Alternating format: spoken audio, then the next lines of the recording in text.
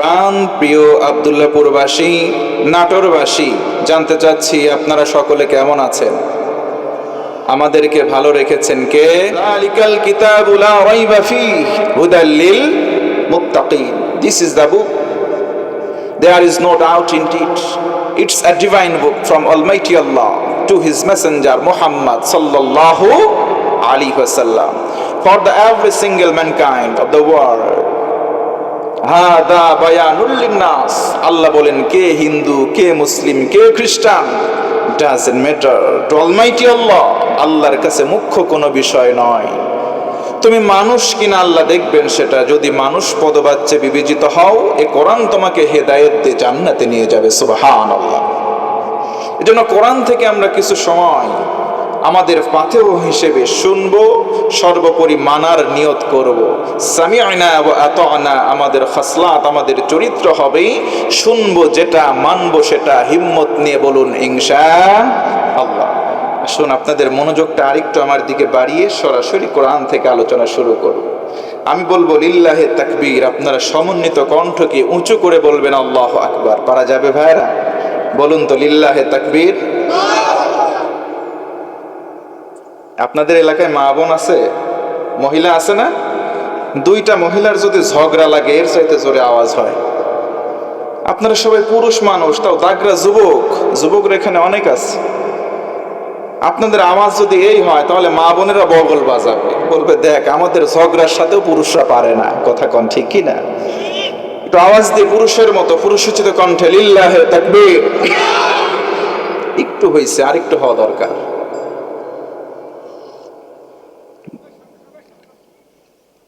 চা খাবেন? যে ওই দেখেন ছেলেরা হাসতেছে, একজন কানে কানে বলতেছে ঢেলে দেই। তার মানে ওদের কাছে সব ডায়লগ মুখস্থ আছে। যুবকরা কোথায়? যুবক আর কোথায় আছে? আছে ওই যে দোকানপাট, ওই স্টেশনের গায়ে, সব জায়গায় আছে, এখানে নাই সব।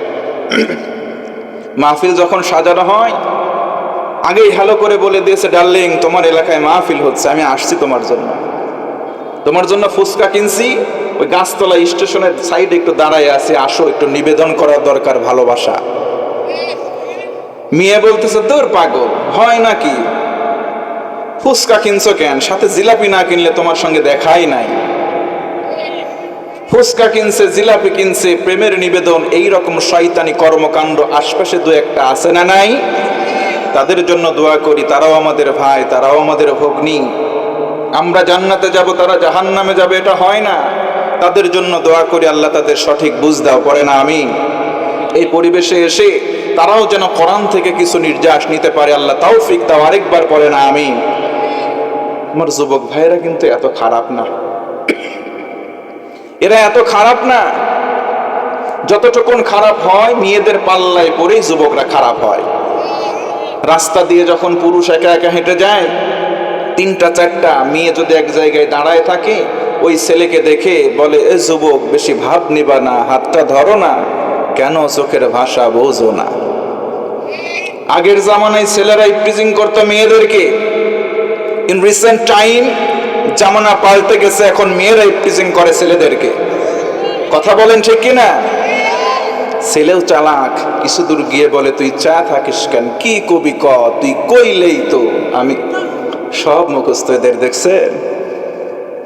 আমার যুবকরা অধপতিত হচ্ছে এই মেয়েদের ফিতনার কারণেই পড়ছে। মেয়েরা যে ফিতনার জাল সমাজের ভিতরে বিস্তৃত করে রেখেছে, এক একটা যুবক তাদের জালে ধরা দেয়। আস্তে আস্তে করে তারা জাল গুটায়, ওরে পঙ্গু করে, ওর বাপরে পঙ্গু করে, ওর 14 বংশের টাকা সব চুষে ওই মেয়েটা খায়। কথা বলেন না কেন ভাই? ইউনিভার্সিটিতে পড়ে একটা ছেলে, ওই পাড়ারই আরেকটা মেয়ে পড়ে।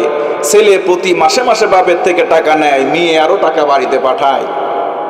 কথা বলেন না কেন? আমার কথা কি বুঝতে অসুবিধা হচ্ছে? বর্তমান হালচাল হচ্ছে এরকম। গোটা পৃথিবী যখন হেলে চলেছে একদিকে, আমরা মুসলমান জানার পরেও হেলে চলেছে আরেক দিকে। নবীজি বলেন, একেবারে ending point of the world, শেষ জামানায় মুসলমানরা মার খাবে দুইটা কারণে। নাম্বার 1, 1 নম্বর হচ্ছে হব্বুদ দুনিয়া। দুনিয়ার প্রতি যখন মানুষের ভালোবাসা বেড়ে যাবে, লোভ লালসা বাড়বে, তখন মুসলমানরা মুসলমান হওয়ার পরে মার খাবে, খাচ্ছি তাই।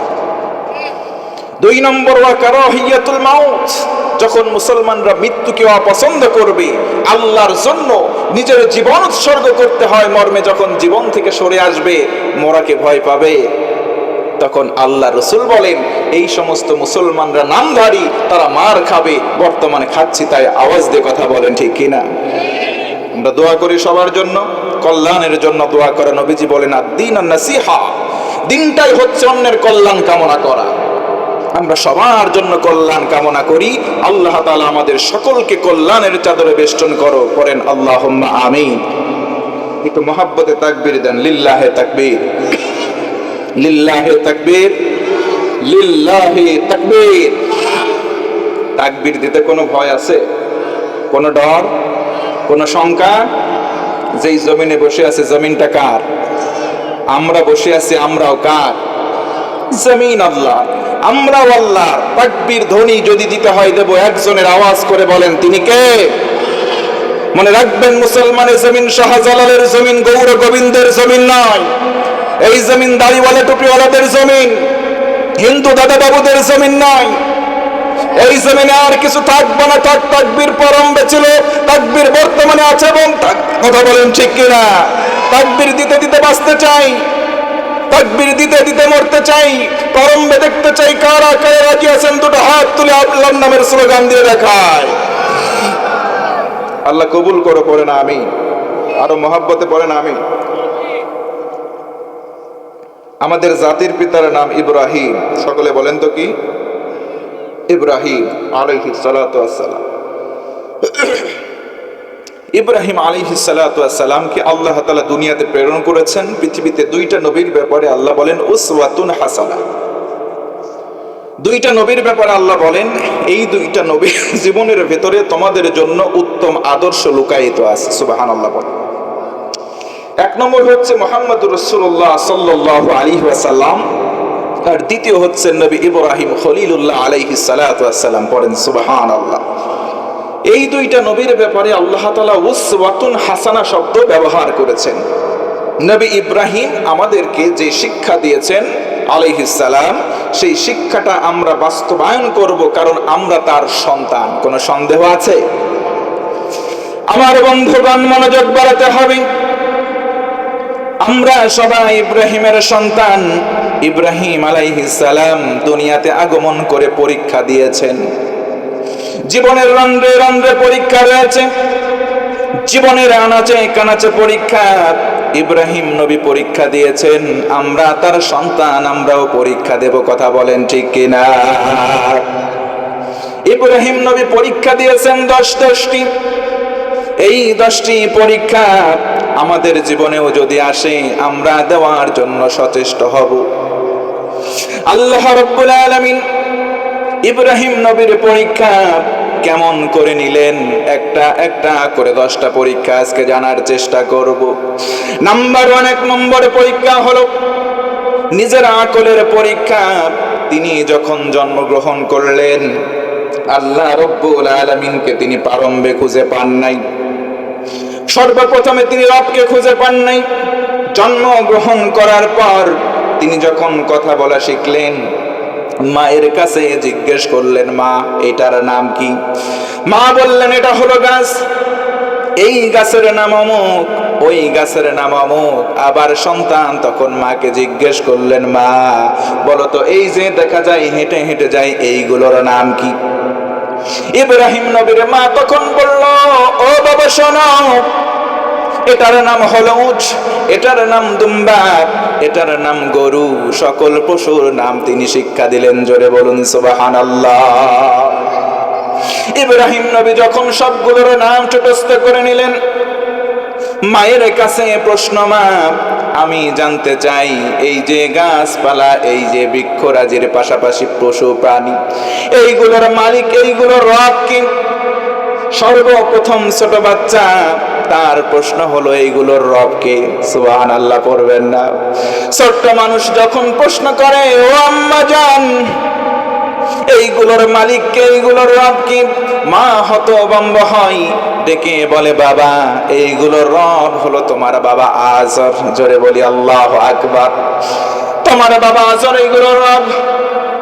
ছোট্ট সন্তান প্রশ্ন করে, মা যদি এইগুলোর রব আমার বাবা হয়, আমার জানতে চাওয়া, আমার ইচ্ছা হলো আমার বাবার রবকে, এটা জানতে চাই। মা তখন বলল, তোমার বাবা নমরুদের আন্ডারে চাকরি করে, তোমার বাবার রব হলো নমরুদ। ছোট্ট বালক প্রশ্ন করে, মা নমরুদের রবকে আমি জানতে চাই। আল্লাহু আকবার বলবেন না? যখন এই কথা বলেছে, মা তার মুখটা, ঠোঁটটা আটকে ধরেছে, অথবা তার মুখের উপর একটা মৃদু আঘাত করেছে, বলে বাবা এই কথা, এই প্রশ্ন এখন সমাজে করা যাবে না, কারণ সমাজের হালচাল বর্তমানে মোটেও ভালো। আজও পৃথিবীতে ইব্রাহিমের সন্তান যারাই হবে, যারা হককে খোঁজার চেষ্টা করবে, রবকে খোঁজার জন্য চেষ্টা করবে, তাদেরকেও যদি প্রশ্ন করা হয়, সমাজের কিছু মানুষ এই রকম মায়ের ভূমিকায় আছে, মুখটা আস্তে করে চেপে ধরে বলে এই হক কথা বলা যাবে না, কারণ তোমার জেল হতে পারে, জুলুম হতে পারে। কথা বলেন ঠিক কিনা? ভাইরা, এতক্ষণ কথা বললাম, আমার জানতে চাওয়ার ইচ্ছা, আমার কথা কি বুঝতে অসুবিধা হচ্ছে? আমার ভাষা কি বুঝতে অসুবিধা হয়? বোঝা যদি যায় বলেন তো আলহামদুলিল্লাহ। ও ভাই, সমাজের ভিতরে আপনি ভালো কাজ করবেন, বর্তমানে মানুষ আপনার দাম দেবে না। বর্তমানে আপনি চায়ের দোকানে যাবেন, তিনজন বন্ধু বসে বসে চা খায়, আরেকজনের নামে গীবত করে। তিনজন বন্ধুর মধ্যে একজন বন্ধু উঠে বাড়ির দিকে চলে যায়, ওই দুইজন বন্ধু মিলে আবার উঠে যাওয়া বন্ধুর নামে গীবত শুরু করে। আপনি ভালো কাজ করবেন, 2 ধাপ আগাবেন, সমাজের মানুষ আপনার পা ধরে 10 ধাপ আপনার পিছনে টেনে নামানোর চেষ্টা করবে।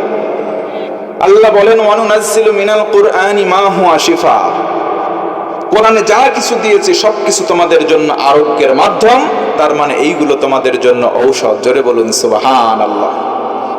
এই ঔষধের ক্যাটাগরি বলতে গিয়ে ইবনে কাসির রহমতুল্লাহি আলাইহি বলেন, কেউ যদি কোরআনকে ঔষধ রূপে মেনে নেয়, সঙ্গে সঙ্গে আল্লাহ তাআলা 10টা রোগ ওই বান্দার জীবন থেকে দূর করে দেন। জোরে আওয়াজ করে বলুন সুবহানাল্লাহ। আমার আলোচনার সাবজেক্ট সেদিকে নয়, আপনাদের মনোনিবেশ দেখে একটা মিসাল দিতে চাই। কষ্ট হচ্ছে কি ভাই? 10টি রোগ ভালো হয় কোরআন নামক মেডিসিন গ্রহণ করলে। তার ভিতরে 1 নম্বর রোগ হচ্ছে মানুষকে ঠকানোর প্রবণতা, যেটা গোটা বাংলাদেশের সব জেলায় থাকলেও আপনাদের এই আব্দুল্লাহপুরে নাই। আছে? আছে? মানুষকে ঠকাতে চাই এমন মানুষ আছে? একটা মিসাল দেই ভাই, যদি কষ্ট মনে না নেন একটু আমার দিকে মনোযোগ বাড়ান। এক এলাকায় ছিল 2টা বন্ধু, একটা চালাক আর একটা একটু বোকা। রাস্তা দিয়ে হেঁটে যাচ্ছে, যেতে যেতে দেখে একটা লোক কাঁঠাল বিক্রি করতেছে। কাঁঠাল আমাদের জাতীয় ফল। জোরে বলেন তো, কাঁঠাল আমাদের কি ফল? 2জন বন্ধু মিলে বলতেছে, বন্ধু চলো কাঁঠাল ক্রয় করে আমরা খাই। ঠিক আছে চলো, লেটস গো। এই কাঁঠালওয়ালা, কাঁঠালের দাম কয় টাকা? বলে দাম দরও হবে না, এক রেট, একদম মাত্র 50 টাকা। কয় টাকা ভাই? বোকা পকেট থেকে 25 টাকা বার করে দিয়ে আরেক চালাক বন্ধুকে বলে, চালাক বন্ধু তুমি দাও 25, আমার 25, এই মিলে 50 টাকা তাকে দিয়ে দেই, ওর হিসাব কিন্তু ঠিক আছে। চালাক মনে মনে চিন্তা এঁটেছে, ওরে কেমন করে ঠকানো যায়। বলে না বন্ধু, টাকা দিতে হবে না, চলো কাঁঠালটা আগে আমরা খাওয়া শুরু করি। যে পরিমাণের দিক থেকে কাঁঠাল খাবে বেশি, সে টাকাও দেবে বেশি। বোকা চিন্তা করলো, যাক খাবো কম, টাকাও দেব কম। খাওয়া শুরু করেছে। যেটা খেতে হয় আমাদের আঞ্চলিক ভাষায় ওইটারে বলে সার, কেউ কেউ বলে রুয়া, কেউ কেউ বলে কুয়া, কেউ কেউ বলে কোষ। আপনারা কি বলেন? সার। চালাক যে, সে সারও খায়, ভিতরে বিচি থাকে শক্ত, ওইটা সুদ্ধা গিলে খায়। আর বোকা যে শুধু সার খায় আর বিচিটা তার সামনে আস্তে করে রেখে দেয়। এমন করে খেতে খেতে কাঁঠাল খাওয়া শেষ। সোনার বাংলাদেশ। এবার বোকা আবার 25 টাকা বের করে বলে, বন্ধু এই নাও 25, তুমি দাও 25। চালাক বলে হবে না। কেন? আগে হিসাব করো কে পরিমাণে খেয়েছে বেশি। কেমনে হিসাব করবা? বলে আটি গনো, সামনে আটি আছে। ঠিক আছে গণো। এখন বোকার সামনে 1, 2, 3, 4 করে গণনা করতে করতে দেখা গেল 45টা বিচি তার সামনে আছে। চালাক এদিকে সব সুদ্ধা খেয়ে বসে আছে, তবে চালাকি করে মনে মনে ওর আটিগুলো গিনে গোনার পরে নিজের সামনে সবগুলো গিনলেও মাত্র 5টা আটি চালাকি করে রেখে দিচ্ছে। বলে, বন্ধু তুমি দেবা 45 টাকা আর আমি দেবো 5 টাকা, এই তো 50 টাকা মিলে গেল। বোকা বলে, কি ব্যাপার, হিসাব তো আমি মিলালাম কিন্তু হিসাব তো মেলে না। খেলাম আমি কম কিন্তু টাকা দিচ্ছি বেশি, কারণ তো আমি বুঝলাম না। কয়, তোর বোঝা লাগবে না, আগে টাকা দে। বোকা কোনো চিন্তা না করে টাকা 45টা বের করে তাকে দিয়েছে। সে সেখান থেকে 5 টাকা দিয়ে পে করে দিয়ে বাড়ির দিকে চলে যাচ্ছে। বোকা কিছু দূর যাওয়ার পরে আসমানের দিকে তাকিয়ে বলে, আল্লাহ, আমার তো মন বলে সে কেন জানি আমারে ঠকিয়েছে, যদি সে আমারে ঠকায় এ বিচার আমি আল্লাহ তোমার কাছে দিলাম। বলেন আল্লাহু আকবার। চালাক বগলের মধ্যে হাত দিয়ে এইভাবে বাজায় আর বলে, মুরগি একটা পাইছিলাম, ঠকাইছি। বাড়ির দিকে চলে যায়। হঠাৎ করে আকাশে গুড়গুড় মেঘ লেগে যায়। কিছুক্ষণ আগেই তো আপনাদের এখানে বৃষ্টিও হয়েছে, মেঘ লেগে গুড়গুড় করছে। যখনই গুড়ুম গুড়ুম শব্দ শুরু হয়ে গেছে, বজ্রপাত, থান্ডারিং, আল্লাহর ইশারা ওর পেটের ভিতরেও বজ্রপাত, কামড় শুরু হয়ে গেছে। এই যে মুরব্বীরা বসে আছেন, সাচ্চা সব বলতে পারবেন, কাঁঠালের বিচি এই সাসিস, যেই চিজ খাওয়ার পরে কোনো রকম হজম হয় না, ওই রকমই ডেলিভারি হয়। আওয়াজ দিয়ে বলেন। পেটের মধ্যে কামড় শুরু হয়ে ওর নিম্ন চাপ দেখা দিছে। চিন্তা করতেছে, আর ডেলিভারি করবে কোথায়? একবার এই দিকে তাকায়, একবার সেই দিকে তাকায়, কোথাও টয়লেট খুঁজে পায় নাই। বাড়ির দিকে দিয়েছে দৌড় দিয়ে টয়লেটে যাবে, এই টাইমটুকু সে পায় নাই। বাড়ির বাহিরেই ছিল তরকারির একটা মাচা, মাচার নিচে বসে আস্তে করে কাজ সেরে বাড়ির মধ্যে স্ত্রীকে ডেকে বলে, বউ আমার, সারা রাত ডাকবা না, আমার শরীর ক্লান্ত, আমি এখন ঘুমাবো। বউ বলে, ঠিক আছে ঘুমিয়ে যাও। সারা রাত মুষলধারে বৃষ্টি। সকালবেলা বউ ঘুম থেকে উঠেছে, যখন দেখে স্বামী এখনো ঘুমাচ্ছে। ডাকা যাবে না। রান্না করতে চাউল নিয়েছে, দেখে কোনো তরকারি নাই, কারণ ও মিনসি 3 দিন পর পর কোনো বাজার করে নাই। এমন মিনসি দু একটা আমাদের এই এলাকায় আছে না ভাই? বউ বাচ্চা খাইলো কি না খাইলো সেই দিকে তাকাবার টাইম নাই। নিজের ফুফা টানটুনের টাকা হইলে পাগার পার। কথা বলেন না কেন? স্ত্রী তখন চিন্তা করলো, যদি এখন ডাকি বলি বাজারে যাও, ও বিসমিল্লাহ ছাড়া লাংলা লুড়ি দিয়ে পিটানো শুরু করবে। তাই কি আছে, থাক, আমি একটু তরকারির মাসায় গিয়ে খোঁজ করি কোনো তরকারি আছে কিনা। চলে গেছে তরকারির মাসায় গিয়ে দেখে পুঁই নাই, লাউ নাই, শাক নাই, কিচ্ছু নাই। মনটা খারাপ। চলে আসার সময় এখন হঠাৎ করে নিচে চোখ পড়ে দেখে এক পালা কাঁঠালের বিচি পড়ে আছে। ভাই, সারা রাত মুষলধারে বৃষ্টি, মশলা মেডিসিন যা ছিল বৃষ্টির পানিতে ধুয়ে সাপ, কাঁঠালের বিচিগুলো চকচক চকচক চকচক করতেছে। কোঁচের ভিতরে করে তুলে নিয়ে এসে ভাতে দিয়ে সেদ্ধ করে ভর্তা করে ছানা করে ওই বেটা উঠছে যখন ওর সামনে দিছে, তখন ক্ষুধার্ত পেট, কোনো প্রশ্ন করা বাদ দিয়ে 2 প্লেট বিসমিল্লাহ ছাড়াই ওইটা দেওয়ার খাওয়া শেষ। হঠাৎ চিন্তা হলো, বউ, এবছর তো আমি কাঁঠাল কিনি নাই। ও সোনা, এই বিচি তুমি কোথায় পাইলাম? চোরের মন, চোরের মন। বউ বলে, খাও, তুমি তো বাজার করো নাই, শুকরিয়া আদায় করো আল্লাহ। আমি গিয়েছিলাম মাচাই, তরকারি আনতে পাই নাই, আসার পথে দেখি নিচে এক স্তূপ কাঁঠালের বিচি, সেইগুলো নিয়ে এসে ভর্তা করে দিছি, খাও আর শুকরিয়া আদায় করো আল্লাহ। এই কথা শুনে ওই লোকের সাথে সাথে খাওয়া বন্ধ হয়ে গেছে। মুখের অবশিষ্ট খাবার ওয়াক থু করে ফেলে দিচ্ছে, দিয়ে আসমানের দিকে তাকায় বলতেছে, আল্লাহ, এক জিনিস আমারে আর কয়বার খাওয়াবা? আমি হাসির খোরাকি দেই নাই। যারা মানুষকে বোকা পেয়ে ঠকাতে চাই, আল্লাহ সিস্টেম ঘুরিয়ে এমনি ভাবে তার নিজের পায়খানা খাওয়িয়ে তাকে ঠকায়। কথা বলেন ঠিক কিনা? ওয়া মাকারু ওয়া মাকারাল্লাহ আল্লাহু খায়রুল মাকিরিন। তারা আল্লাহর বান্দাদেরকে মকর করে ঠকাতে চাই। আল্লাহ বলেন, জেনে রাখো তোমার ষড়যন্ত্রের এগেইনস্টে আমি আল্লাহ উত্তম কৌশলী। আওয়াজ দিয়ে বলি আল্লাহু আকবার। আমার বন্ধুগণ, মনোযোগ বাড়ায় দেন। ইব্রাহিম নবী আমাদের কাছে যেই 10টা পরীক্ষার শিক্ষা দিয়ে গেলেন, এটা হলো ইতিহাস থেকে আমাদের জন্য শিক্ষা। সেখান থেকে আমরা শিক্ষা গ্রহণ করব। মুসলমান, আমার দিকে মনোযোগ বাড়ায়া দেন। ইব্রাহিম নবী আলাইহিস সালাম এক নম্বর নিজের আকলটাকে নিয়ে পরীক্ষা দিলেন রবকে চিনবার জন্য। মায়ের কাছে প্রশ্ন করলেন, নমরুদের রবটাকে আমি জানতে চাই। মা মুখটা চাপা দেয়। সেখান থেকে হযরতে ইব্রাহিম ছোট্ট বালক মনটা ভারাক্রান্ত হয়ে যায়। গুটি গুটি পায়ে তিনি এমন একটা নির্জন জায়গায় চলে যান। সেখানে গিয়ে চিন্তা করেন, আমার রব কোথায়? রবকে খুঁজতে খুঁজতে সন্ধ্যা নেমে গেল, রাত্রি হয়ে গেল। হঠাৎ করে দৃষ্টি আকাশের দিকে চলে গেল, দেখে ছোট ছোট মিটি মিটি তারকারাজি দেখা যায়। সুবহানাল্লাহ। হযরত ইব্রাহিম মনে মনে চিন্তা করলেন, এইগুলোই আমার রব। কিছুক্ষণ যখন অতিবাহিত হয়, এরপরে দেখে চাঁদ, চন্দ্রের আলো দেখবার পর মনের ভিতরে সংশয় উদয় হয়, না না, ছোট ছোট তারকারাজি আমার রব হতে পারে না, এই চাঁদটাই আমার রব। রাত্রিবেলা যখন তিনি বাহিরে আছেন, এখনো বাড়ির ঘরের মধ্যে যান না, সারা রাত তিনি বাহিরে কাটান। যখন সকাল হয়ে গেল, ওই চাঁদের আলো নিভে গেল, সূর্য উদয় হলো। আল্লাহু আকবার বলে। দেখার পরে সিদ্ধান্ত নিলেন না। সূর্য দেখার পরে তিনি সিদ্ধান্ত নিলেন না, চন্দ্রের চাইতে সূর্যের আকার হলো বড়, চাঁদের চাইতে এটা বড়, এটা হলো আমার রব। এটা অনেক বড় আলো দেয়, পরিমাণের দিক থেকে দেখতে বড়, আবার আলো দেয় চাঁদের চাইতে বেশি, এইটাই হলো আমার রব। সারাদিন মনে মনে চিন্তা করলেন, এই তো আমার রব পেয়ে গেলাম। যখন গোধূলি লগ্ন চলে আসলো, বিকাল ঘনিয়ে যখন সন্ধ্যা নেমে গেল, সন্ধ্যার সময় পশ্চিম আকাশে সূর্য যখন অস্তমিত গেল, চিন্তা করলেন, যেই জিনিস ডুবে যায় সেটা আমার রব হতে পারে না। সুবহানাল্লাহ। যে জিনিস ডুবে যায় সেটা কশ্চিনকালে আমার রব হতে পারে। তিনি বললেন, ইন্নী ওয়াজ্জাহতু ওয়াজহিয়া লিল্লাযী ফাতারাস সামাওয়াতি ওয়াল আরদা হানিফাও ওয়া মা আনা মিনাল মুশরিকিন। এক নম্বর পরীক্ষা তিনি দিলেন নিজের নফসের বিরুদ্ধে, না এটা রব, না এটা রব, না এটা রব। তিনি সর্বশেষ বললেন, যেগুলো অস্তমিত হয়, যেগুলোর নাই হয়ে যায়, যেগুলোর লয় হয়, ক্ষয় হয়, সেইগুলো কশ্চিনকালেও আমি ইব্রাহিমের রব হতে পারে।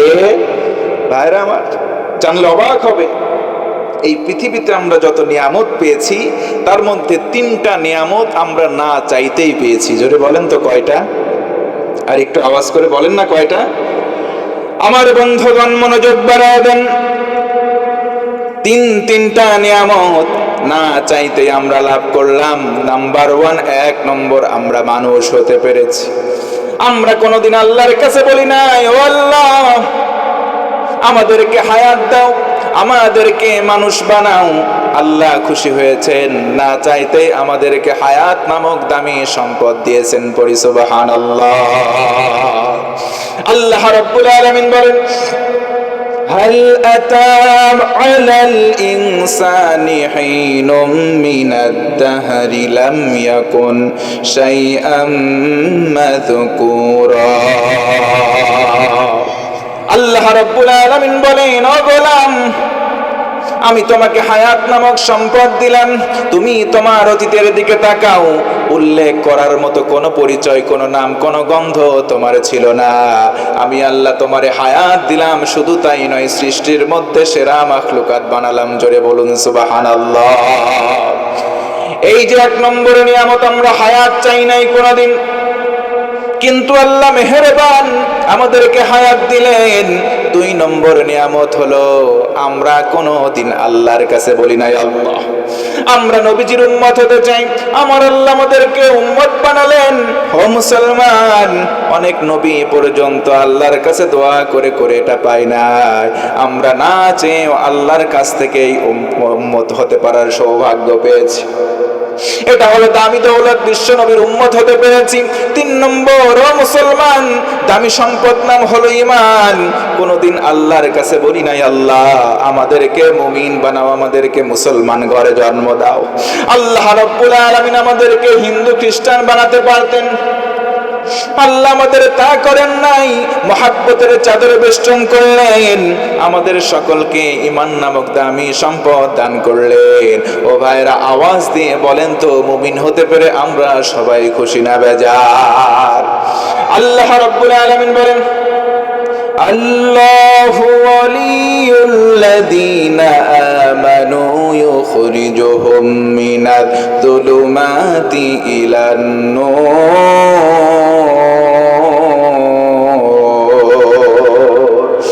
আমার আল্লাহ বলেন, ও গোলাম, তুমি যদি সচ্চা মুমিন হতে পারো, তুমি যদি ইমানদার হও, আমি আল্লাহ কথা দিলাম, আমি আল্লাহ তোমার ওলি হয়ে যাব, তোমার বন্ধু হয়ে যাব।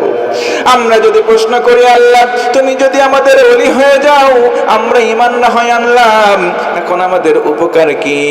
আল্লাহ বলেন, গোলাম, তোমার আলোর পথে টেনে বের করব, তার মানে জান্নাতের পথ দেখায় দেব। এই জন্য ইমান নামক দামি সম্পদ আমরা পেলাম, এটারে কাজে লাগানোর দরকার। ও আমার ভাই, কেউ যদি ইমানটাকে কাজে লাগাতে পারে, আল্লাহ রাব্বুল আলামিন তার বন্ধু হয়ে যাবেন। আরেকবার মহাব্বতে বলি সুবহানাল্লাহ। ইব্রাহিম নবীর জীবনে 10টা পরীক্ষা। 1 নম্বর পরীক্ষা তার আকলের পরীক্ষা। ও মুসলমান, 2 নম্বর পরীক্ষা হলো নিজের পরিবারের বিরুদ্ধে অবস্থান করা, এটাও তার পরীক্ষা। বাবা তখন ইবাদত করে, মূর্তি পূজা করে। বাবাকে ডেকে বলে, বাবা তুমি এই শয়তানের পূজাগুলো ছেড়ে দাও, শয়তানের আলোচনা ইবাদত গুলো ছেড়ে দাও, কারণ মূর্তি পূজাটা হলো শয়তানের ইবাদত করা। কথা বলেন ঠিক কিনা? বাবা তখন ছোট ইব্রাহিমকে বলল, বাবা তুই সাবধান হয়ে যা, তুই কোন দেবদেবীর গালি দাও, তুই যদি এখন না থেমে যাও, ও বাবা শোনো, তুমি যে আমার পুত্র এই পরিচয় দেব না, আমার হাতে এই যে দেখতে পাচ্ছ প্রস্তর খণ্ড, এই পাথর দিয়ে তোমার মাথা আমি ফাটিয়ে দেবো। জোরে বল নাউজুবিল্লাহ। ইব্রাহিম নবীর বাবা তার মাথা ফাটাতে চাই, তার কোনো দোষ নাই, শুধু দোষ একটাই, বলেছে বাবা মূর্তি পূজা ছেড়ে দাও, এক আল্লাহর এক রবের ইবাদত করো। আওয়াজ করে বলেন সুবহানাল্লাহ। এই যে বাবার বিরুদ্ধে সন্তানের অবস্থান, এটাও একটা পরীক্ষা। 3 নম্বর পরীক্ষা হলো মূর্তি ভাঙার পরীক্ষা। ইব্রাহিম নবীকে ছেড়ে তারা চলে যায়। ইব্রাহিম নবী সুন্দর করে কাজে লাগায় সময়টা, সবগুলো মূর্তি ভাঙার পরে বড় মূর্তির কাঁধের উপরে কুড়ালটা ঝোলায় রাখে। সবাই যখন চলে আসলো মেলা থেকে, এসে বলে, কে করলে এই কাজ? সবাই বলে, ইব্রাহিম ছাড়া কেউ করতে পারে না, ইব্রাহিমকে ধরে আনো।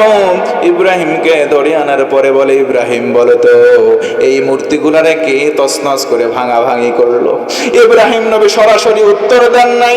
ইব্রাহিম নবী বলেন, ও এলাকার লোক শোনো, ওই যে দেখো বড় মূর্তির কাঁধের মধ্যে কুড়াল লটকানো, তারে জিজ্ঞেস করো। সুবহানাল্লাহ কবেন না? ইব্রাহিম নবীর কথা শুনে তারা বলে, পাগল ইব্রাহিম, আমাদের এই যে মূর্তি, এই যে বড় খোদা, এই খোদা তো কথা বলতে পারে না। আল্লাহু আকবার। ইব্রাহিম নবী চিন্তা করলেন, দাওয়াত দেওয়ার এটাই সুবর্ণ সুযোগ। আর এই যে কথা বলতে পারে না, যে নিজেকে সেভ করতে পারে না, নিজেকে রক্ষা করতে পারে না, সে কেমনে খোদা হয়? সে খোদা হতে পারে না। কথা বলেন ঠিক কিনা? তিনি তখন জিহাদ করলেন, তার সাথে মনের বিরুদ্ধে জিহাদ করলেন, এটাও পরীক্ষা। মূর্তি ভাঙলেন, সাহসিকতার পরিচয় দিলেন, চিৎকার করে বলেন আল্লাহু আকবার। 4 নম্বর পরীক্ষা অগ্নিকুণ্ডে নিক্ষেপের পরীক্ষা। ইব্রাহিমের জন্য শাস্তি সমীচীন করা হয়। সবাই বলা হয় যে তাকে শাস্তি দেওয়া হবে একটাই শাস্তি, সেটা হলো আগুনে তাকে ফেলে দাও। অগ্নিকুণ্ড বানানো হয় ইব্রাহিমকে ফেলে দেওয়ার জন্য। ইব্রাহিমকে ফেলে দেওয়া হয়। আল্লাহ বলেন, আগুন তুই থেমে যা। সুবহানাল্লাহ। قلنا يا نار كوني بردا وسلاما على إبراهيم।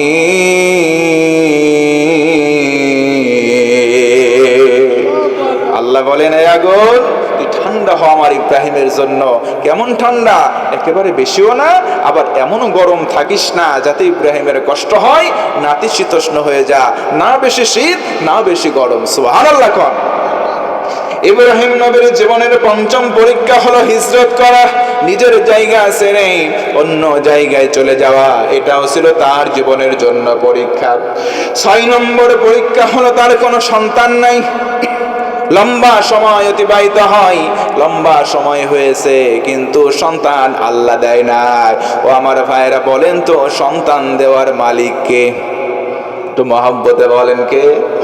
অনেক মা বোনের সন্তান নাই, তারা আল্লাহর কাছে সন্তান চায় না, তারা বিভিন্ন মাজারে যায়, বিভিন্ন খানকায় যায়, বিভিন্ন পীরের দরবারে গিয়ে সন্তান চায়। আছে না নাই? ও ভাই, আমি বলবো আপনার স্ত্রী যদি এই কাজ করে, তাই সেই স্ত্রীটাও শিরিক করলো। কারণ আল্লাহ স্পষ্ট বলেন, সন্তান পৃথিবীতে কেউ দিতে পারে না, সন্তান একজনই দিয়ে থাকেন, তিনি কে? আল্লাহ বলেন, আমি আল্লাহ কাউকে সন্তান ছেলে দেই, কাউকে মেয়ে দেই, কাউকে একাধিক ছেলে দেই, কাউকে একাধিক মেয়ে দেই, কাউকে ছেলেও দেই, কাউকে মেয়েও দেই। আল্লাহ বলেন আখেরা, আমি আল্লাহ কাউকে কাউকে বন্ধা করে রাখি। এই সিস্টেমটা যিনি নিয়ন্ত্রণ করেন, আওয়াজ দিয়ে বলেন তো তিনি কে? আমার বন্ধুগণ মনোযোগ বাড়িয়ে দেন। 7 নম্বর পরীক্ষা হলো, শেষ বয়সে আসলো যখন, সন্তান হলো, স্ত্রী এবং সন্তানকে নির্জন জায়গায় ফেলে আসতে হবে, এটা আল্লাহর নির্দেশনা। স্ত্রী আর সন্তানকে নির্জন জায়গায় রেখে আসা হলো, এটা তার জীবনের বড় পরীক্ষা। ও মুসলমান, 8 নম্বর পরীক্ষা হলো ওই সন্তানকে কোরবানি করা। সুবহানাল্লাহ কোন। ইসমাইল আলাইহিস সালাতু ওয়াস সালাম কি স্বপ্নের মধ্যে ইলহাম হয়ে যায়, আল্লাহর পক্ষ থেকে ওহী হয়ে যায়। ইব্রাহিম আলাইহিস সালাতু ওয়াস সালাম স্বপ্ন দেখলেন, ইসমাইল আলাইহিস সালাতু ওয়াস সালামকে কুরবানি করছেন, তিনি সেটা বাস্তবায়নের চেষ্টা করলেন। আল্লাহ রাব্বুল আলামিন তার আমলটা দেখলেন, তার অন্তরটা দেখে ফেললেন, তার পক্ষ থেকে দুম্বা কুরবানি হয়ে যায়। ও মুসলমান, এই জন্য নবীজি আমার বলেন, ইন্নাল্লাহা লা ইয়ানজুরু ইলা সুআরিকুম, আল্লাহ রাব্বুল আলামিন মানুষের আকার আকৃতিটা দেখবেন না, বাহ্যিক কোন চিত্র দেখবেন না। আমরা যদি প্রশ্ন করি কি দেখবেন, আল্লাহর হাবিব বলেন, আল্লাহ রাব্বুল আলামিন প্রত্যেকটা মানুষের কলিজার ভেতরে কি আছে, অন্তরটা দেখবেন। জোরে কোন সুবহানাল্লাহ। আমাদের যাদের অন্তর রয়েছে, অন্তরটা যদি সাদা হয়ে যায়, আমার আল্লাহ ওই সাদা অন্তর দেখবেন। মহব্বত করে আরেকবার বলেন তো সুবহানাল্লাহ। আমার বন্ধুগণ মনোযোগ বাড়ায় দেন। 9 নম্বর পরীক্ষা হলো কাবা ঘর নির্মাণ। আজকের যেই কাবা, যেটা মক্কা শরীফে অবস্থিত, কাবা ঘর নির্মাণের প্রথম দায়িত্ব দেওয়া হয় নবী ইব্রাহিম আলাইহিস সালাতু ওয়াস সালাম। এই স্ট্রাকচারের জন্য তিনি মাকামে ইব্রাহিমের উপরে দাঁড়ান। এমন একটা পাথর ছিল মাকাম ইব্রাহিম, যেখানে দাঁড়াই একটা ইট স্থাপনের জন্য যত দূর উপরে যাওয়া প্রয়োজন, আল্লাহর ইশারায় ওই পাথরটা তত দূর অটোমেটিক উঁচু হয়ে যেত। সুবহানাল্লাহ। আবার যখন নিচে নামার প্রয়োজন, পাথরটা নিচু হয়ে যেত। বর্তমান সময়ে লিফট যারা চেনেন, অটোমেটিক সুইচে টিপ মারলে অনেক তলার উপরে উঠে চলে যায়, আবার সুইচে ওখান থেকে টিপ মারলে শত শত তলার উপর থেকে আবার গ্রাউন্ড ফ্লোরে চলে যায়। ইব্রাহিম নবীর সময় লিফট ছিল না, কিন্তু যেই পাথর ছিল মাকাম ইব্রাহিম, ওই মাকাম ইব্রাহিমের সুইচ টেপা লাগতো না, কারণ ওই সুইচ যার হাতে, আওয়াজ করে বলেন তো তিনি কে? আল্লাহ তাআলা ওই সুইচটা টিপে দিলেন, যত দূর প্রয়োজন, যেখানে ইট বা পাথর স্থাপনের প্রয়োজন, অটোমেটিক পাথরটা উঁচু হয়ে যায়। ইব্রাহিম নবী আলাইহিস সালাম তার উপরে দাঁড়ান, অটোমেটিক উঁচু হয়ে যান, যেখানে প্রয়োজন স্থাপন করেন, আবার নিচে চলে আসেন। হেল্পার ছিল তার সন্তান ইসমাইল। জোরে বলুন সুবহানাল্লাহ। 10 নম্বর পরীক্ষা, জীবনের সব পরীক্ষাগুলোকে একত্রিত করলে তার জীবনের পরীক্ষা ছিল মিল্লাতা আবিকুম ইব্রাহিম। এই ইব্রাহিম, এই মিল্লাতের জন্য ইব্রাহিম, তোমাকে ঘোষণা দিলাম তুমিই হলা জাতির পিতা। জোরে কন্না সুবহানাল্লাহ। আল্লাহ তাআলা বলে, ইব্রাহিম, তোমার জীবনে অনেকগুলো পরীক্ষা নিলাম, এই পরীক্ষায় সবগুলোতে তুমি কৃতিত্বের সঙ্গে গোল্ডেন প্লাস লাভ করলে, তুমি সফল হয়েছে, তুমি পাশ করেছো। মহব্বত করে একটু আওয়াজ করে বলে আল্লাহু আকবার। আরো জোরে একবার বলি আল্লাহু আকবার। ভাই, একটু মহব্বতে জিকির করা যাবে? সকলে একটু জিকির করুন, লা ইলাহা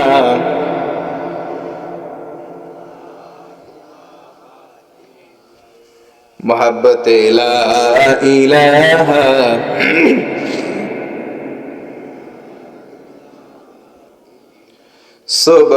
সুবহানাল্লাহ আলহামদুলিল্লাহ লা ইলাহা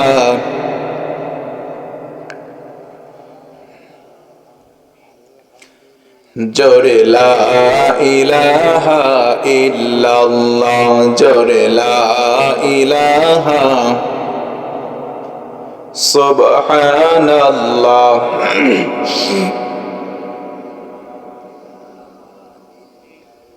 কালেমা পড়তে কি কষ্ট হয়?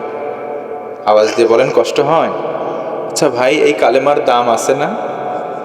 কত? জি জি, মুরব্বী বলতেছে বহুত। কত আছে হিসাব নাই। সুবহানাল্লাহ বলবেন না? তিরমিজির একটা হাদিস শোনাই, শুনলে আশ্চর্যিত হবে। নবী আমার বলেন, in the day of judgement, কিয়ামতের দিন যেদিন বিচার হবে, প্রতিটা মানুষকে ডাকা হবে, তার সামনে মিজানের পাল্লা ঝুলানো হবে। মিজানের পাল্লায় দুইটা দিক থাকবে, একটা ডান একটা বাম। ডান পাল্লার ভিতরে ওই বান্দার নেকি দেওয়া হবে, বাম পাল্লার ভিতরে তার বতি দেওয়া হবে। নবীজি বলেন, যারা ডান পাল্লা ভারী সে জান্নাতি হবে, বাম পাল্লা ভারী সে জাহান্নামী হবে।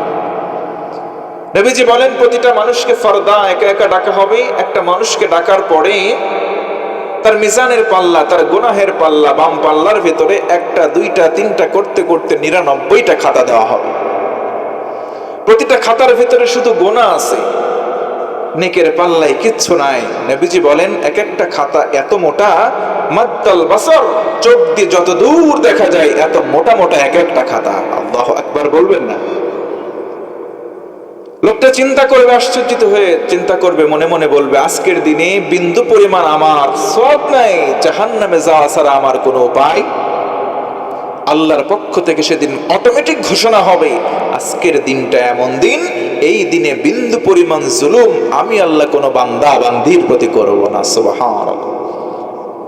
আল্লাহর হাবিব বলেন, ওই লোকটা দণ্ডায়মান হয়, আমার আল্লাহ ফেরেশতাকে মাধ্যম করে ছোট্ট একটা কাগজের টুকরা দিবেন। ফেরেশতা কাগজের টুকরা নিয়ে এসে বান্দার ডান পাল্লায় তুলে দেবেন। জোরে কোন সুবহানাল্লাহ।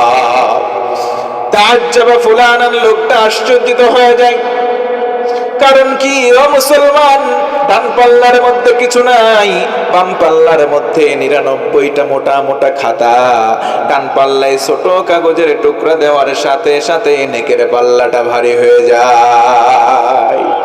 লোকটা এবার মনে মনে প্রশ্ন করে, আল্লাহ, এটা কি এমন কাগজের টুকরা, কি এমন কাঠ দিলা যেটার মধ্যে কোনো কিছুই তো নাই? ছোট্ট একটা সিম্পল কাগজের টুকরা কেমন করে ভারী হয়? মা হাদিহিল বিতাকা, ও আল্লাহর ফেরেশতারা, এটা এমন কোন কাগজ যে কাগজ এত ভারী হয়ে যায়? সুবহানাল্লাহ। নবীজি বলেন, লোকটা আশ্চর্যিত হবার পর ওই যে কাগজের টুকরার দিকে তাকাই, তাকানোর পরে দেখে, আরে দুনিয়ার জীবনে বুক মুখ এক করে কালেমা পড়েছিলাম, ওই কালেমা লেখা আছে। সুবহানাল্লাহ। এই কালেমা, যেই কালেমা লা ইলাহা ইল্লাল্লাহু মুহাম্মাদুর রাসূলুল্লাহ, বুক মুখ এক করে কেউ যদি একবার পড়ে, নবী আমার সাক্ষী দেন, মান ক্বালা লা ইলাহা ইল্লাল্লাহ দাখালাল জান্নাহ। জোরে কোন আওয়াজ করে সুবহানাল্লাহ। যে ব্যক্তি বুক মুখ এক করে একবার কালেমা পড়বে, আল্লাহ তাআলা উইদাউট এনি কন্ডিশন, কোন শর্ত ব্যতি রেখে তার জান্নাতে বানাবেন। সুবহানাল্লাহ। কোন ভাইরা, এই সম্পর্ক কালেমার সাথে বাড়ানোর দরকার আছে না নাই? একটু মহব্বত করে বলেন, আছে না নাই? আমার মা বোনেরা কি আজকের মাহফিলে আছে? জি জি, অনেক আছে। তাহলে তো তাদের জন্য একটু ওয়াজ করা দরকার, কি আছে না? একটু তাদের পক্ষে বিপক্ষে একটু ওয়াজ করতে চাই। আপনারা আছেন ভাই? মা বোনদের জন্য কিছু কথা বলবো। নবীজি আমার বলেন, জান্নাতের দরজা হলো 8টা। জোরে কোন, কয়টা? নবীজি বলেন, রমণীদের জন্য জান্নাতে যাওয়ার আমল রয়েছে 4টা। আরেকবার বলেন, কয়টা? কেউ যদি 4টা আমল করে, নবীজি আমার বলেন, ওই মা বোনের ভেতরে 4টা আমল থাকলে জান্নাতের 8টা দরজায় তার জন্য খোলা থাকবে। সুবহানাল্লাহ। আজকের মা বোনেরা 4টা আমল নাই, এই 4টা আমল তো নাই। মা বোনেরা আমার এই 4টার বাদ দিয়ে অন্য আমল নিয়ে ব্যস্ত আছে। 4টা আমল বলি, একটু মনোযোগ বাড়ান। শুধু মা বোন নয়, আমাদেরও জানা দরকার, কারণ যাদের বউ মেয়ে এখানে আসে নাই, এই মেসেজগুলো তাদের কাছে আমরা পৌঁছিয়ে দেবো। বলেন ইনশাআল্লাহ। আমার বন্ধুগণ, মনোযোগ বাড়ান। 1 নম্বর আমল হলো, ও আমার মা, ও আমার বোন, নবীজি আমার বলেন, একটা দুইটা করে তিনটা চারটা, এই মোট চারটা আমল। কোন মা বোন যদি চারটা আমল করতে পারে, জান্নাতের 8টা দরজা তাদের জন্য খোলা থাকবে। জোরে কোন সুবহানাল্লাহ। 1 নম্বর হলো সালাত, তার মানে নামাজ ও মুসলমান। একটু আমি জানতে চাই, বলেন নামাজ শুধু আমার মা বোনেরাই পড়বে? আমরা যারা পুরুষ আছে আমাদের পড়ার দরকার আছে না? না ও ভাইরা, আরেকবার উত্তর দিয়ে সহযোগিতা করেন তো, প্রতিদিন নামাজ পড়তে হয় কয় ওয়াক্ত? কিন্তু দুঃখজনক বিষয়, 5 ওয়াক্ত নামাজ আমরা পড়ি না। 5 ওয়াক্ত নামাজ নাই, কিন্তু 5 শ্রেণীর মুসলমান এই জায়গার মধ্যে বসা আছে। 1 নম্বর শ্রেণীর মুসলমান, তার নাম হলো শুকুর আলী। সারা সপ্তাহ নামাজ নাই, শুক্রবার আসলেই মসজিদে যায়। এই যে আজকে শুক্রবার যাই, এমন অনেক মুসল্লি আছে ভাই, সারা সপ্তাহ নামাজ নাই, শুক্রবার আসলে শুধু জুমার নামাজে যায়। একটু আওয়াজ দিয়ে বলেন তো, এই শুকুর আলী মুসল্লি আপনাদের এলাকায় আছে না নাই? 2 নম্বর মুসল্লির নাম হলো রমজান আলী। সারা বছরে নামাজ নাই, শুধুমাত্র রমজান মাস আসলে নামাজে যায়, তারাবির সময় যায়। তাদের জ্বালাই নিয়মিত মুসল্লিরা সামনের কাতারে জায়গা পায় না। রমজান আলী মুসল্লি এলাকায় 2-1টা আছে না নাই? 3 নম্বর হলো বরাত আলী মুসল্লি। সবে বরাতে যাই, সারা বছরে নামাজ নাই, সবে বরাতের রাতে একবার এই মসজিদে ঢোকে, 2 রাকাত নামাজ পড়ে বের হয়, আরেক মসজিদে যায়, ওই জায়গায় 2 রাকাত নামাজ পড়ে আরেক মসজিদে যায়। সারা পাড়ার ভিতরে টহল দেয় সিনিয়র জিলাপির লোভে, আছে না নাই? 4 নম্বর হলো কদর আলী মুসল্লি। সবে কদরের রাতে রাতে যাই, সারা বছরে নামাজ নাই। আর 5 নম্বর হলো ঈদ আলী মুসল্লি। শুধুমাত্র 2 ঈদের নামাজে যায়। এমন ঈদ আলী মার্কা মুসল্লি বলেন তো আছে না নাই? في جنات يتساءلون عن المجرمين ما سلككم في سقر قالوا لم نك من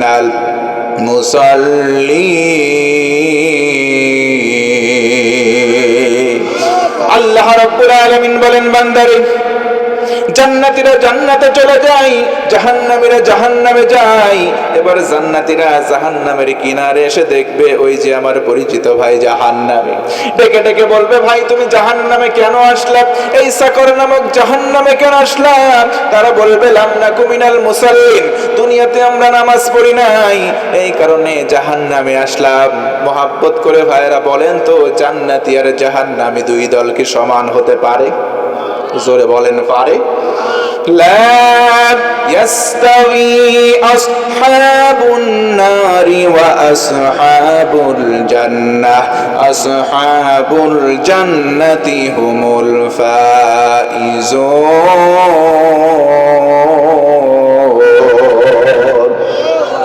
কষ্ট হচ্ছে ভাই? শেষ করে দেব? আর একটু চালাই, আর 3টা পয়েন্ট বলে শেষ করব, বলেন ইনশাআল্লাহ। আল্লাহ রাব্বুল আলামিন বলেন, বান্দারে, জান্নাতি জাহান্নামী 2 দল সমান নয়। জান্নাতি হবে যারা চূড়ান্ত সফল হবে, তারা বলেন সুবহানাল্লাহ। তার মানে কেউ যদি নামাজ না পড়ে সাকর নামক জাহান্নামে যাবে, ঘোষণা কার? ও আমার মা বোনেরা, গভীর মনোযোগ বাড়ায় দেন। শুধুমাত্র অসুস্থ থাকবেন যেই কয়দিন, সেই কয়দিন বাদ দিয়ে সারা বছর আপনার জন্য দৈনন্দিন 5 ওয়াক্ত নামাজ পড়া লাগবে, এটা ফরজ। ও ভাইরা বলেন তো দেখে, ফরজ তরক করলে সেই ব্যক্তি যাবে কোথায়? জাহান্নামে যেতে হবে ভাইরা আমার। এই জন্য বলবো, ও আমার বাবাজিরা, শুধু মা বোন নয়, যারা পুরুষ যারা নারী, সবার জন্য দৈনন্দিন 5 ওয়াক্ত নামাজ। অনেক মুরব্বী আছে দেখবেন 5 ওয়াক্ত নামাজ পড়ে না। মুরব্বীরে জিজ্ঞেস করবেন, দাদা বলো তো দেখি আসরের নামাজ কয় রাকাত? দাদা রাগ করবে, ও দাদা বলো তো দেখি মাগরিবের নামাজ কয় রাকাত? দাদা বলে, বলতে পারি না, নামাজই পড়ি না। দাদারে বলবেন, দাদা শুনলাম কয়েকদিন আগে নাকি বিলের মাঠে একটু জমি কিনছো। দাদা বলবে, হাই, জমির দাগ নাম্বার এত, খতিয়ান নাম্বার এত, পরসা নাম্বার এত, আর এস রেকর্ড নাম্বার এত, এসে রেকর্ড নাম্বার এত, জমির সব বলে দেয়, কোন নামাজ কয় রাকাত বলতে পারে না। আছে না ভাই? মুরব্বি মুরব্বি, আমার সময় হয়েছে, তোমার নামাজ ধরার সময় আসছে, কারণ তোমার জমির হিসাব দিয়ে পার পেতে পারবে না। আল্লাহর হাবিব বলেন, আউয়ালু মা ইউহাসাবু বিহিল আবদ ইয়াউমাল কিয়ামাতিস সালাহ, কিয়ামতের দিন সর্বপ্রথম তোমার নামাজের হিসাব নেওয়া হবে। আল্লাহু আকবার। এই জন্য নামাজ পড়া লাগবে নারী পুরুষ সবার। কথা বলেন ঠিক কিনা? ও আমার মা, আল্লাহর রাসূল সাল্লাল্লাহু আলাইহি ওয়াসাল্লাম নারীদেরকে সুন্দর করে বললেন, যদি 4টা আমল করতে পারো 8টা জান্নাতের দরজা খোলা। ও আমার মুরব্বি বাবাজিরা, অনেক মুরব্বি এমন হয়ে গেছে নামাজ পড়ে না, নামাজ পড়ে না, শুধু ঘোরাঘুরি করে। মুরব্বি গিয়ে টুকটুকির মায়ের বাড়ির সামনে দাঁড়ায়, ডেকে পড়ে, টুকটুকির মা, বয়স আমার বেশি না, চুল কটা পাহে গেছে বাতাসে, এমন মুরব্বি দু একটা আছে না? বলবেন দাদা মুরব্বি হয়ে গেছে এক পা কবরে, বয়সে বুড়া হয়েছি, মন তো আর বুড়া হয় নাই। এমন মানুষ আছে না ভাই? আবার শুধু মুরব্বীরাই না, কিছু যুবকও আছে বখাটে এরকম, খেয়ে দিয়ে সারাদিন কোনো কাজ নাই, টোটো কোম্পানির ম্যানেজার, 2 বন্ধু এক হয়, রাস্তা দিয়ে বের হয়, শুধু টো টো টো করে বম বম করে আর ম্যানেজারই করে। আছে না ভাই? আমি বলবো ওদের স্বভাব আর ভাদ্র মাসে কুত্তার স্বভাব এক স্বভাব। কাদের স্বভাব? ওই সমস্ত যুবক রাস্তা দিয়ে যায় আর বলে, দোস্ত চল ওই পাড়ায় ওই বাড়িতে যায়, চল একটা মাল আছে দেখে আসি। এরকম আছে না বখাটে যুবক? আছে না? আছে না? রাস্তায় যায় 10টা 12টা ছেলে, ওই মেয়ের বাড়ির আশপাশে গিয়ে খালি মোটরসাইকেলে বুম করে একবার ওইদিকে যায়, একবার বুম করে এদিকে চলে আসে। কুত্তাও দেখবেন যখন ভাদ্র মাস আসে, মেয়ে কুকুর একটার পেছনে 10টা 12টা ছেলে কুকুর এরকম শুক শুক শুক শুক করে। এই কথা বলেন না কেন? কুত্তা আর তোর ভিতরে কোনো পার্থক্য নাই যুবক, কথা বলেন ঠিক কিনা? সৃষ্টির মধ্যে সেরা কুকুরের মতো যদি কাজ করি তাহলে আসফালা সাফিলিন, আল্লাহ বলেন কুকুরের চাইতেও নিকৃষ্ট। নাউজুবিল্লাহ। কন আরে পুরুষ, আরে যুবক, তোর দাম তো কম না, তুই নিজের পায়ে দাঁড়া। এদেরও কষ্ট আছে, মাঝে মধ্যে টেলিফোন করে বলে, হুজুর একটা মেয়েরে দেখছি, পছন্দ হয়েছে, বাপরে বলছি, অভিভাবক গিয়ে বিয়ের প্রস্তাব দিছি। বলে কি করো? সরকারি চাকরি তো করি না, দিন এনে দিন খাই, 1000 টাকা ইনকাম করি, নামাজ কালাম সব পড়ি। মেয়ের পক্ষ থেকে বলা হয়, সরকারি চাকরি নাই তো তোর সঙ্গে বিয়ে আছে না? নাই সরকারি চাকরি নাই, তোর সঙ্গে বিয়ে নাই, তাহলে বিয়ে আছে কোথায়? সরকারি চাকরি আছে যেথায়। সরকারি চাকরি আছে কোথায়? একটা লোক, তার বয়স 60+, 3টা বউ, মরে গেছে, চাকরি আছে সরকারি, ব্যাংক আছে, ব্যালেন্স আছে, জমি আছে, গাড়ি আছে, বাড়ি আছে, একটা ষোড়শী মেয়ের কাছে গিয়ে বিয়ের প্রস্তাব দেয়। মেয়েও রাজি, মেয়ের মাও রাজি, খালাও রাজি, চাচিও রাজি, 14 বংশ রাজি। কথা কন ঠিক কিনা? বিয়ে হয়ে যায়। কয়েকদিন পরে আমি আমার ভাষায় বলি, যার বয়স 60 তার তো যৌবনের ব্যাটারি ভাই অর্ধেক ডাউন। কথা বলে না কেন? কিছুদিন পরে যখন ফুল ডাউন হয়, ওই মেয়ে তখন পরকীয়া প্রেমে লিপ্ত হয়। কথা বলেন ঠিক কিনা? এই জন্য শুধু মেয়ে দায়ী নয়, আল্লাহর হাবিব বলেছেন দাইয়ুস, দাইয়ুস কোনো মেয়ে মানুষ নয়, ওই সমস্ত পুরুষ মানুষ যার অধীনে থাকা মেয়ে মানুষ গুনাহের মধ্যে লিপ্ত হয়, ওই সমস্ত পুরুষকে আল্লাহ নবী সাল্লাল্লাহু আলাইহি ওয়াসাল্লাম দাইয়ুস বলেছেন। ওই মেয়ে অপরাধ করেছে, শুধু সে অপরাধী নয়, তুমি বিয়ে দিয়েছো ওই পুরুষের সঙ্গে নয়, তুমি বিয়ে দিয়েছো টাকার সঙ্গে। কথা কন ঠিক কিনা? তাহলে প্রশ্ন করতে পারেন, বিয়ে দেবো কোথায়? আপনি দেখবেন শীতের রাত উপেক্ষা করে মসজিদে যেতে হবে। মসজিদে যান, গিয়ে ফজরের রক্তে দেখেন কনকনে ঠান্ডা উপেক্ষা করে অনেক যুবক আছে ওযু করে, তারপরে দেখবেন আদায় করে। আপনি আপনার মহল্লায় যান, পাশের পাড়ায় যান, এরপরের পাড়ায় যান, মসজিদে মসজিদে খোঁজেন, ফজরের ওয়াক্তে যেই যুবক আল্লাহর কদমে সিজদা দেয় তাদের মধ্য থেকে একজনকে বাছাই করে আপনার মেয়েকে, আপনার বোনকে তার হাতে তুলে দেন, কোনোদিন না খেয়ে মরবে না। কথা কন ঠিক কিনা? আজকে আমাদের যুব সম্প্রদায় গুনাহের দিকে চলে যাচ্ছে, মদ মাদকতা দিন দিন বেড়ে যাচ্ছে, ক্যাসিনো অনলাইন জুয়া দিন দিন বেড়ে যাচ্ছে। কথা কন ঠিক কিনা? তো আওয়াজ দিয়ে কথা বলেন ঠিক কিনা? ছেলে হয়েছে পাইলট, প্লেন চালায়, কেমনে চালায়? তেলও লাগে না, কিচ্ছু লাগে না, পাইলট হয়েছে, বলে বলে IPL খেলা হয় আর বাজি লাগায়, স্পিন করে, কিছুক্ষণ পরে 1000 আসে, তার পরেক্ষণে আবার যায় যায় যায়, শুধু যায়, শেষমেশ সব পুতুর রাত 1টা বাজে বন্ধুরে ফোন দিয়ে বলে, বন্ধু 100 টাকা দাও। কথা কয় না? আছে না নাই? এই অনলাইন জুয়ার খপ্পরে পড়ে গোটা বাংলাদেশের যুব সম্প্রদায় আজকে একবারে ধ্বংসের দ্বার প্রান্তে। এদিক থেকে পুলিশ দেখলাম গতকাল নিউজে বলতেছে যারা ক্যাসিনো খেলে, যারা জুয়া খেলে, তাদের তালিকা আমাদের কাছে আছে। আমি বলবো ভাই, তোমাদের কাছে আছে, তোমরা কি ঘাস কাটতেছো? কি কথা বলেন না? তোমাদের কাছে তালিকা আছে, তোমরা কি ঘাস কাটতেছো? আর যারা দায়িত্বশীল যারা আছে তারা বলতেছে জুয়ার বিরুদ্ধে আমাদের জিরো টলারেন্স। আরে ভাই, জিরো টলারেন্স কিসের? জুয়ার বিরুদ্ধে তোদের জিরো টলারেন্স কিসের? তোদের হাতে সবকিছু আছে, অ্যাপগুলা তোরা বাংলাদেশ অফিসিয়ালি ভাবে ব্যান করে দে, বন্ধ করে দে, তাই তো এদের হাতে আসবে না। কথা কোন ঠিক না? হাতে ছেড়ে দিয়ে ওয়াজ করতেছে তুই এই কাজ করিস না, কুত্তার সামনে মুরগিরে দিয়ে, শিয়ালের সামনে মুরগিরে দিয়ে ওয়াজ করতেছে তুই খাস না বাবা, তুই খাস না, ওকে ছাড়বে? জোরে কোন ছাড়বে? তবে মুসলমান যুবক বন্ধুগণ তোমরা আছো, আমার এই কণ্ঠ যারা শুনতে পাচ্ছ, করো জোরে মিনতি করি, মুসলমান আমরা কোশ্চিন কালেও হারামের সঙ্গে আমাদের কোনো সম্পর্ক রাখা যাবে? জোরে কোন যাবে? আরে আশ্চর্যের বিষয়, আপনি শুনলে আশ্চর্যিত হবেন। ওই অ্যাপস গুলো এইভাবে ইনস্টল করা, এইভাবে তৈরি করা, আপনাকে দু একদিন তারা এমনি জিতিয়ে দেবে। এরপরে আস্তে আস্তে আপনাকে আকর্ষণ করায় নেবে, টোপ দিবে, টোপ দিয়ে আস্তে আস্তে আপনি যখন অ্যাট্রাক্টেড হয়ে যাবেন, তারপরে আপনার থেকে আজকে নেবে, কালকে নেবে, 10 দিন পরে আবার আপনাকে জিতাই দেবে। এরপরে আস্তে আস্তে আস্তে করে আপনার জমি শেষ, জামা শেষ, অনেকে দেখলাম বউ পর্যন্ত শেষ। কথা বলেন না? বউ শেষ, সহায় শেষ, সম্বল শেষ, সব শেষ, শেষমেশ সুইসাইড করে মারাও যাচ্ছে, এমন হাজার হাজার উদাহরণ বাংলার জমিনে আছে। কথা বলেন ঠিক কি না? ভাই, এতগুলো কথার বলার পেছনে কারণ কি? আল্লাহ বলেন এই সমস্ত কিছু ছাড়তে চাও, একটা মেডিসিন আছে, জোরে কোন সুবহানাল্লাহ। আল্লাহ বলেন ইন্নাস সালাতা তানহা আনিল ফাহশা ওয়াল মুনকার। যত প্রকার অশ্লীলতা, পাপাচার, গুনাহের কাজ আছে, যদি নামাজের মতো নামাজ পড়ো, এই এক নামাজই তোমাকে সকল প্রকার পাপাচার থেকে হেফাজতে রাখবে। সুবহানাল্লাহ কোন? তাহলে নামাজ পড়ার দরকার আছে না নাই? কয় ওয়াক্ত? অনেক যুবক আছে রাত্রিবেলা শুয়ে যায়, এশার নামাজ নাই, সকালে ফজরের নামাজও নাই, রাত্রিতে মোবাইল ধরে শুয়ে আছে, চ্যাটিং করতেছে, করতে করতে করতে কখন যে 4টা বাজছে, আজান হয়েছে, টেরই পায় নাই। কোন দিক দিয়ে সকাল হয়ে যায়, 10টা বাজে, 11টা বাজে, টের পায় না। আমি বলবো যুবক, তোমার যদি ঘুম ভাঙে তবে সকাল, আর যদি তোমার ঘুম না ভাঙে তোমার জন্য সেটা হবে পরকাল।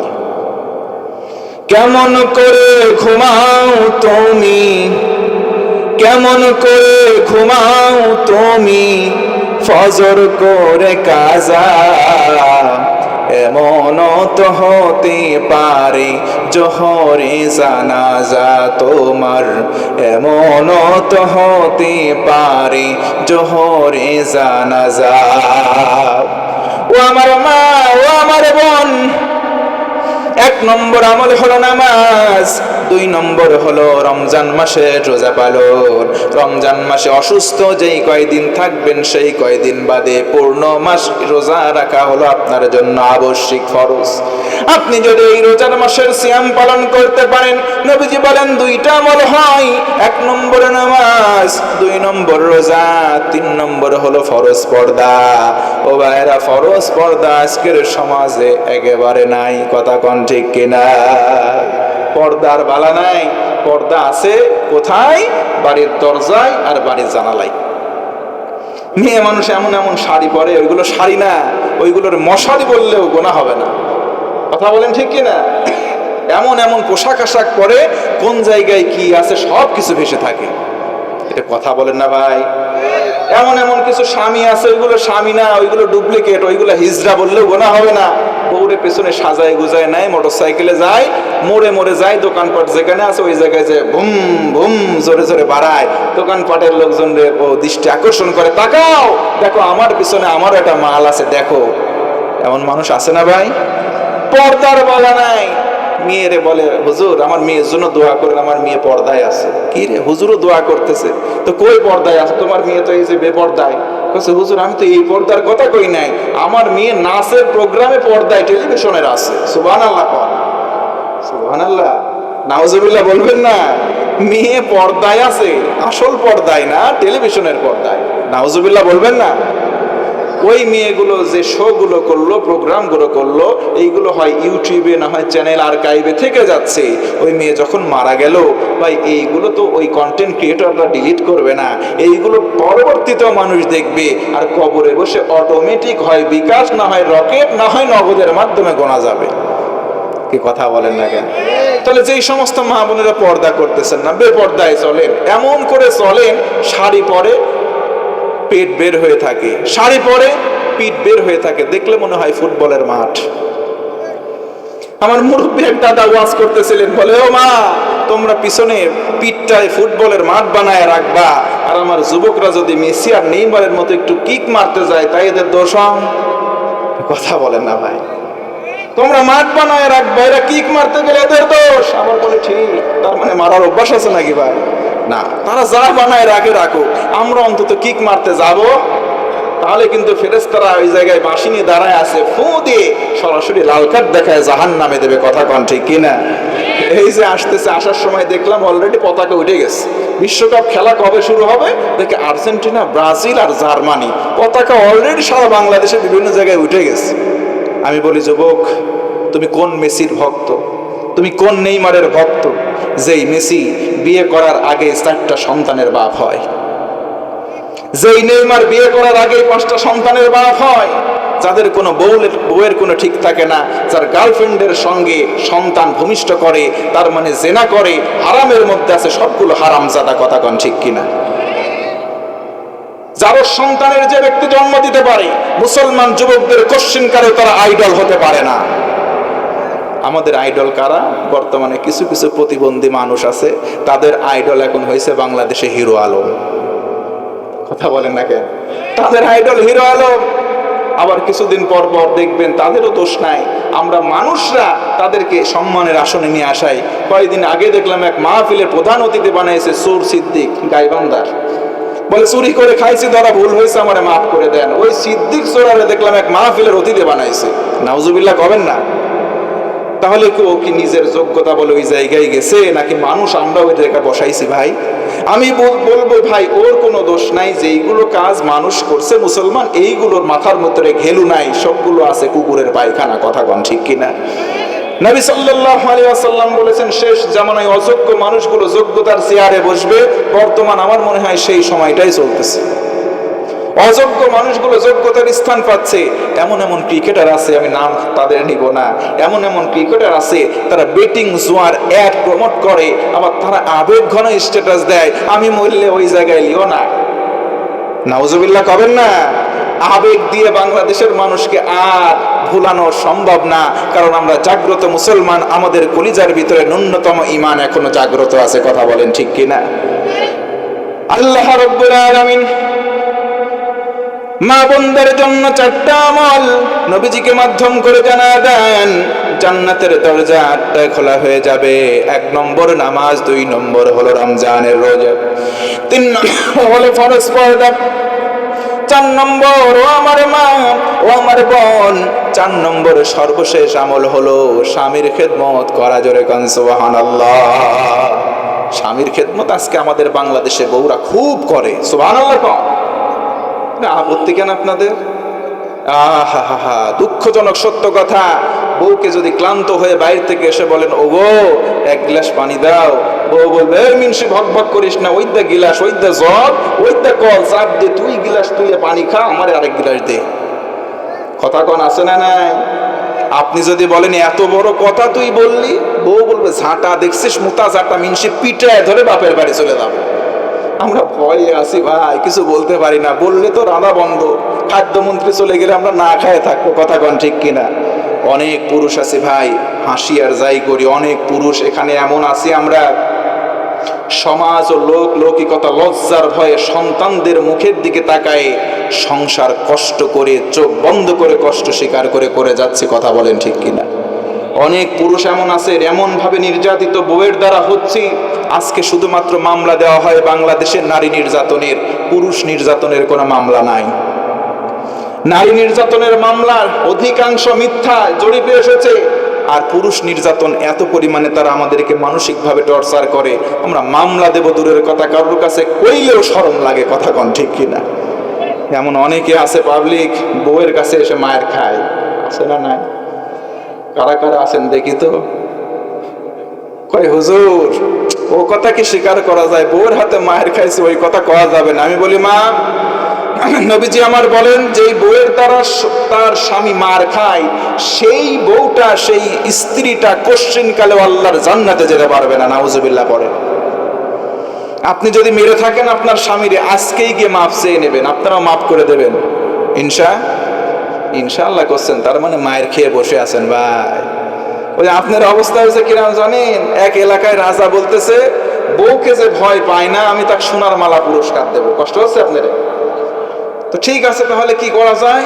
রাজা মশাই বলল, বিশাল মাঠ, 2টা লাইন বানাও। বাঁশ দিয়ে 2টা লাইন বানাইছে। দেখলেন, তেল যখন সংকট হয় বাঁশের দিয়ে লাইন বানায়, তেল আসে এদিক দিয়ে নেয় চলে যায়।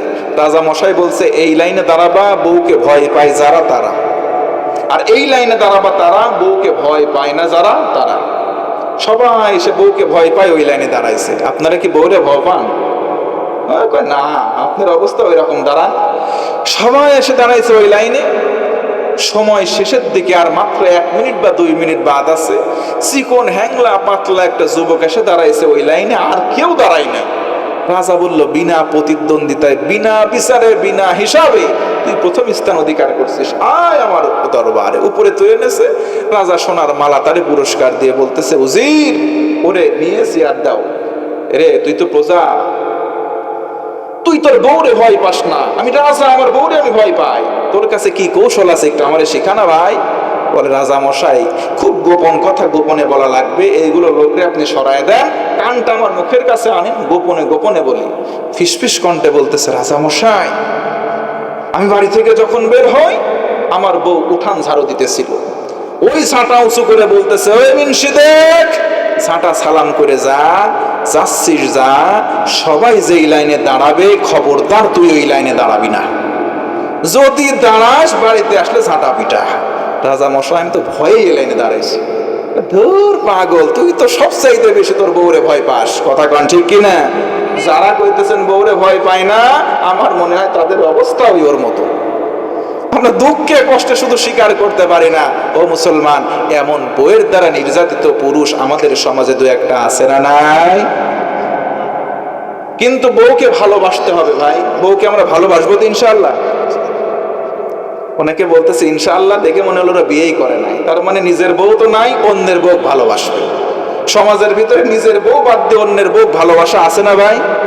আপনি যদি অন্যের বউকে ভালোবাসেন, আপনার বউ জানলা খুলে পুবাল হাওয়া খাবে আর গান কবে, স্বামী আমার যেমন তেমন, দেওরা আমার মনের মতন। আপনি 2 জায়গায় লাইন মারবেন, আপনার বউ 4 জায়গায় লাইন মেরে হাজী সাহেব সেজে বসে থাকবেন, টেরও পাবেন না। কথা বলেন না কেন? এই ঘোষণা মোল্লার নয়, ঘোষণা আল্লাহর। এজন্য বলবো, মা, 4 নম্বর আমল হচ্ছে স্বামীর ইতাআত করবেন। স্বামীকে হালাল বিষয়ে আপনি আনুগত্য করে চলবেন। কারণ আল্লাহর হাবিব সাল্লাল্লাহু আলাইহি ওয়াসাল্লাম বলেছেন, পৃথিবীতে আল্লাহ বাদে কাউকে সিজদা দেওয়া জায়েজ নাই। আমি আবার বলছি, আল্লাহর হাবিব সাল্লাল্লাহু আলাইহি ওয়াসাল্লাম বলেন, পৃথিবীতে আল্লাহ বাদে কাউকে সিজদা দেওয়া জায়েজ নাই। তবে যদি জায়েজ কারোর প্রতি থাকতো, প্রত্যেকটা স্ত্রীকে তার স্বামীর পায়ে সম্মানের সিজদা দেওয়ার আদেশ আমি রাসূল দিতাম। আল্লাহু আকবার। তার মানে বোঝা গেল, স্বামীর প্রতি স্ত্রীর আনুগত্যশীলতা হওয়া আবশ্যিক।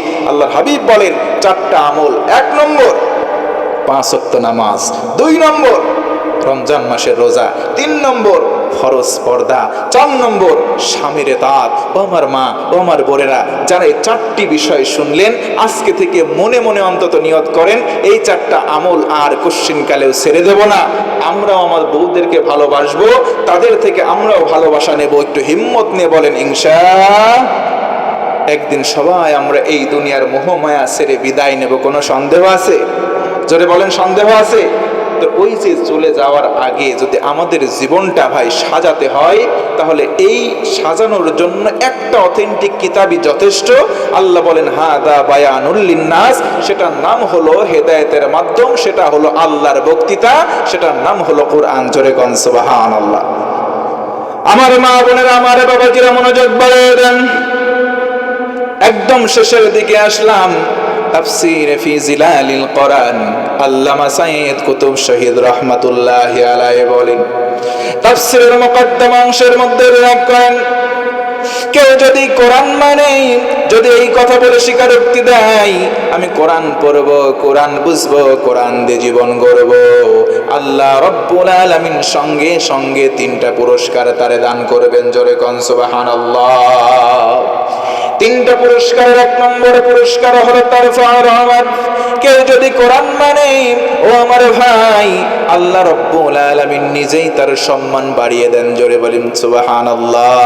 একটু আওয়াজ করে বলেন তো, সম্মান দেওয়ার মালিক কে? وَتُعِزُّ مَن تَشَاءُ وَتُذِلُّ مَن تَشَاءُ بِيَدِكَ الْخَيْرُ। আল্লাহ রাব্বুল আলামিন বলেন, ও গোলাম, সম্মান দেওয়ার মালিক আমি আল্লাহ, বেইজ্জতি করার মালিকও আমি আল্লাহ, তবে কল্যাণকর সম্মান কেবল মাত্র আমি আল্লাহর পক্ষ থেকেই দেওয়া হয়। সুবহানাল্লাহ। 2 নম্বর পুরস্কার হলো তাবারাকাহুল হায়াত। জীবনে বরকত প্রয়োজন, আমার আল্লাহ কোরআন মান্যওয়ালার জীবনে যত প্রকার বরকত প্রয়োজন সকল প্রকার বরকত দান করেন। আরেকবার বলি সুবহানাল্লাহ। 3 নম্বর হলো তাজকিয়াহুল হায়াত। জীবনে গোনা নাই, এমন কোন মানুষ নাই আমার আল্লাহর কোরআন মানার কারণে আল্লাহ রব্বুল আলামিন ওই বান্দা বান্দির জীবনের গোনাগুলো মাফ করে দেন। সুবহানাল্লাহ।